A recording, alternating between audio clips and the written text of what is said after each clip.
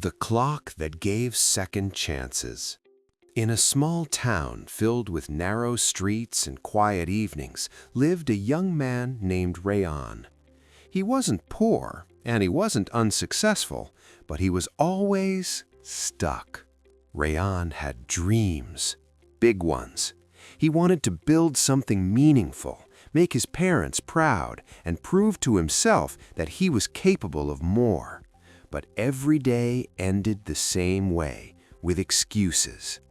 "I'll start tomorrow," he would whisper. Tomorrow became next week became next year.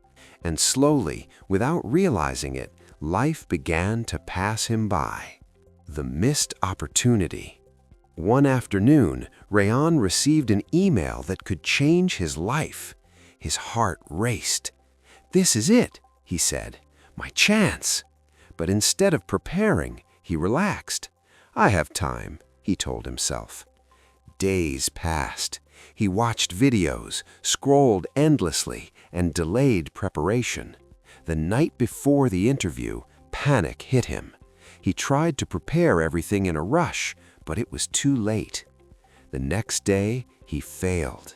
The rejection email was short and cold. And for the first time, Rayan felt something heavy in his chest. Not anger, not sadness, regret. A strange encounter. That evening, while walking aimlessly through an old market, Rayan noticed a small antique shop he had never seen before. Curious, he stepped inside. The shop was dimly lit, filled with clocks of all shapes and sizes. Some ticked loudly, others moved silently. Behind the counter stood an old man with calm eyes. "You look like someone who wishes for more time," the old man said. Rayan froze. "What?" The old man smiled and pointed to a small golden pocket watch. "This clock doesn't tell time," he said. "It gives it." Rayan laughed nervously. "That's not possible." "Most people say that," the old man replied, "until they try."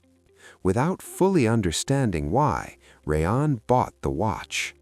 The first second chance. That night, he held the watch in his hand. It felt warm. "What if?" he whispered. He turned the dial. Suddenly, everything around him blurred. When he opened his eyes, he was back to the night before the interview. His heart pounded. No way! This time, he didn't waste a second. He prepared, practiced, focused. The next day, he walked into the interview confident. And this time, he succeeded. The addiction to time. At first, Rayan used the watch wisely.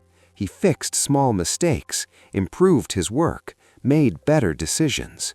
But slowly, something changed. He began to rely on it. Missed a deadline? Turn back time. Said something wrong? Go back and fix it. Made a bad decision? Erase it. Life became easy. Too easy. The cost of perfection. One day, Rayan made a mistake at work that cost his company money. Impulsively, without thinking, he used the watch. Then again, and again. Each time trying to make everything perfect. But something strange began to happen. The more he used the watch, the more tired he felt.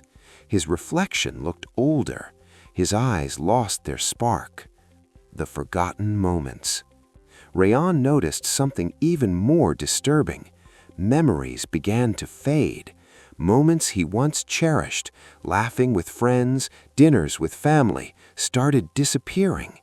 It was as if every time he rewound time, he lost a piece of his life. Panicked, he rushed back to the antique shop, but it was gone, as if it had never existed. The final realization. Days later, the old man appeared again, this time sitting quietly in a park. "You've been using it too much," he said. Rayan looked desperate. "What is happening to me?" The old man replied softly, "Every time you go back, you don't just change time, you lose part of your future. Rayan's voice trembled. Can I fix this? The old man nodded. One last time. The hardest choice. Slowly, Rayan looked at the watch. He could go back, fix everything, make his life perfect again. Or he could stop, accept his mistakes, live forward. For the first time, Rayan understood something deeply. Life isn't meant to be perfect. It's meant to be lived, with mistakes, with risks, with real moments. The decision.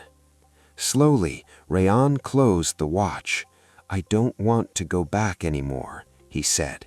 The old man smiled, and in that moment, the watch disappeared. A new life. From that day forward, Rayan changed. He stopped chasing perfection. He started valuing time. He worked hard, but accepted failure. He spoke honestly, even if it wasn't perfect. He lived fully, because now he knew time isn't something you control. It's something you respect. Moral of the story. You don't need a second chance to live a better life. You just need to start using the time you already have, because the real magic is not in going back, it's in moving forward.